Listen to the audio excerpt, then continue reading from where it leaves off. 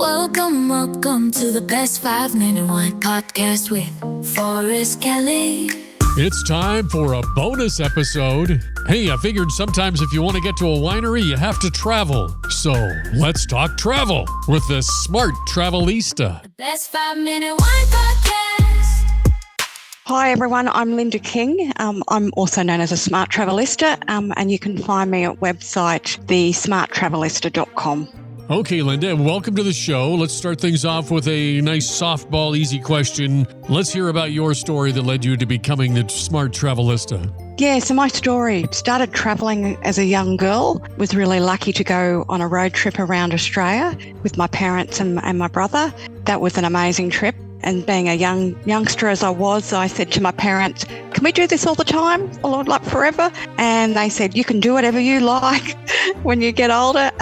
So then led me after school into the travel industry and started working there, booking people on trips. But I also took myself on trips, which was great, which was the aim.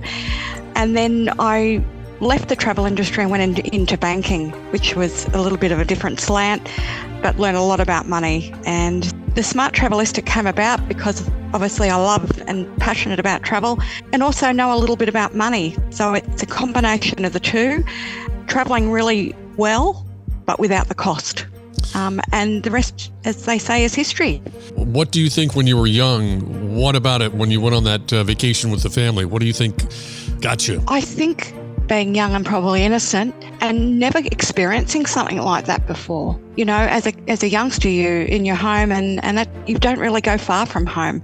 I think going on that trip, I don't know, it just opened my eyes and it was like, gosh, I didn't know that this existed, and, you know, seeing different things. I think what it did, it stimulated something in my brain that I wanted more of. It became quite addictive. It was like, oh, this is like something new. We're learning things and yeah, I think it just sparked something in the brain that was like, I've got to get more of this. Oh, I can certainly relate to that. Growing up in Montana, Idaho, Washington, Alaska, we were always traveling. Being an only child, it wasn't a big expense. Plus, when living in those states, we were always camping, especially during the summertime. But from, I think it was 9 until I was 14, every year when we lived in Idaho, my dad would take a month off from work and we would travel to Southern California to Disneyland and visit relatives and then come back home. So I love traveling. So you've got the base of loving to travel. So what other strengths do you have as being the Smart Travelista? I think I've got a really strong depth of travel, done a lot of it, been doing it all my life.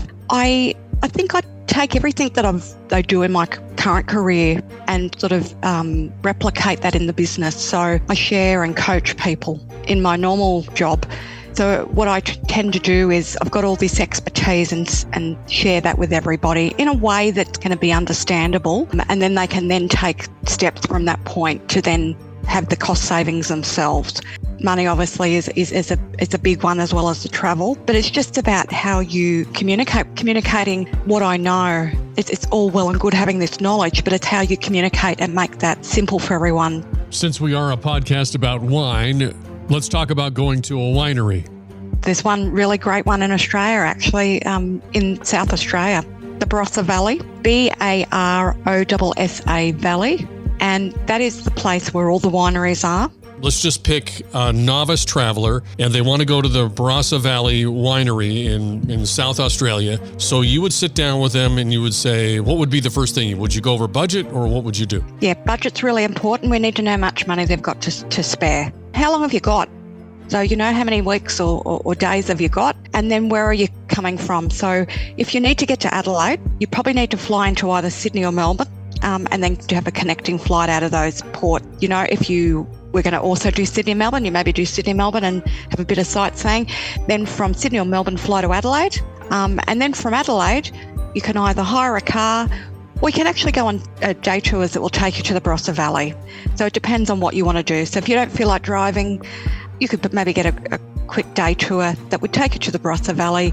You could do your wine tasting, get your purchases of wine, and have a really lovely, relaxing day in the Barossa Valley. It's a very pretty place and they're very welcoming, and you'll see another part of this beautiful country. The Best 5 Minute Wine Podcast.